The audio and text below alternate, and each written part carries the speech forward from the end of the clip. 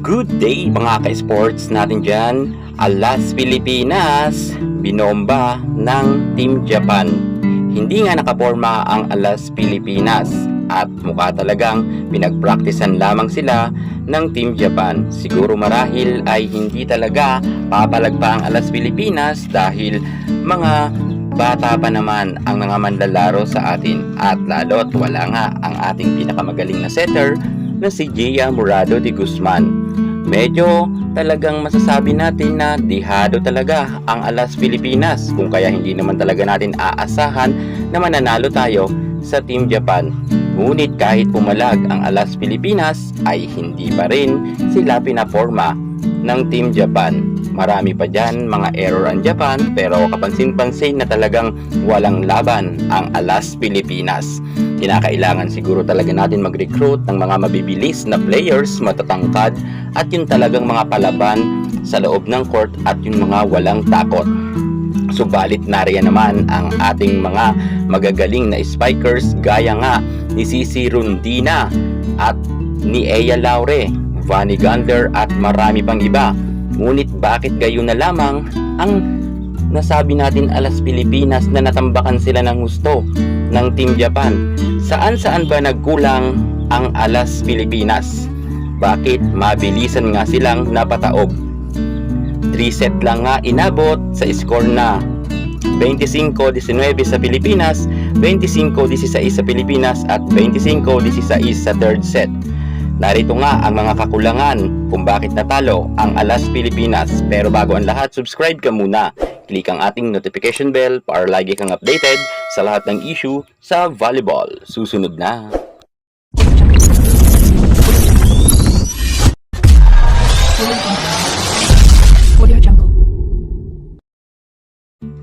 Alas Pilipinas kinarne ng Team Japan sa loob lamang ng 3 set.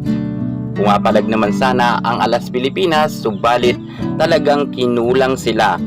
Maaaring may laban ng Alas Pilipinas kung maaga ngang naipasok ni Coach De Brito ang kanyang mga tamang players. Unahin na nga muna natin dito ang kanilang mga kakulangan ni Coach De Brito. Number 1, setter Julia Coronel.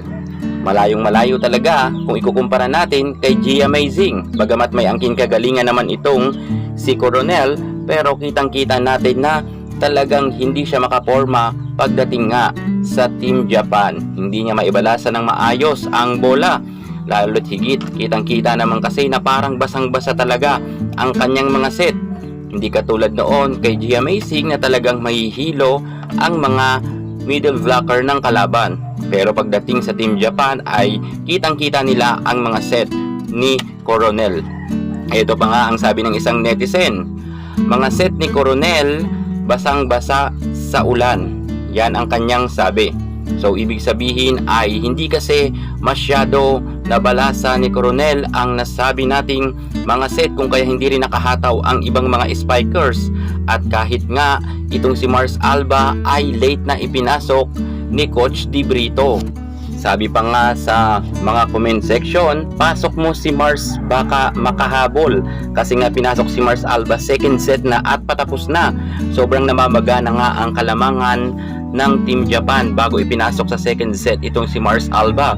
20 points na nga ang score ng Team Japan, samantalang ang Alas Pilipinas ay hindi pa nakaka-double digit. Kung kaya mahihirapan na rin si Alba dito talagang makadiskarte ng maayos para nga makahabol sila sa score. Sobrang late na talaga ipinasok siya ni Coach De Brito. Kung kaya ang ending, natambakan na naman sila sa second set. At pagdating naman nga sa third set, gayon pa rin, natambakan na naman sila. Sobrang hina kasi ang floor defense ng Alas Pilipinas. Hindi rin natin dito pwede sisihin si Dawn Makandili Katindig at si Jenny Arba sapagkat halos lahat naman sila ay kailangan nagtutulong-tulong pagdating sa floor defense. Kitang-kita kasi na malaki palagi ang butas ng Alas Pilipinas at kahit nga drop ball na lang ay hindi nga nila makuha. So ibig sabihin nagkulang talaga sila, hindi lang sa libero kundi lahat sila ay wala ngang maayos na floor defense. Sayang lang talaga, sana makabawi sila bukas dahil meron pa nga silang games. At syempre dahil nga hindi makaset rin ng maayos si Mars Alba at si Julia Coronel dahil rin sa hindi nga maganda ang kanilang first ball. At dahil hindi maganda ang first ball, ang kanilang mga spikers ay talagang naoolats rin at madalas ngang mablock. Hindi makadiskarte ng maayos dahil naghahabol nga sa mga set na basang-basa nga ng Team Japan. At eto naman kasi ang napapansin ko rin sa ating head coach na si Di Brito ay palagi niya nalang late pinapasok si Cici Rondina. First set, second set, pinasok niya sa second set. Halos mag-set point na ang Team Japan. Paano pa makakahabol ang Alas Pilipinas?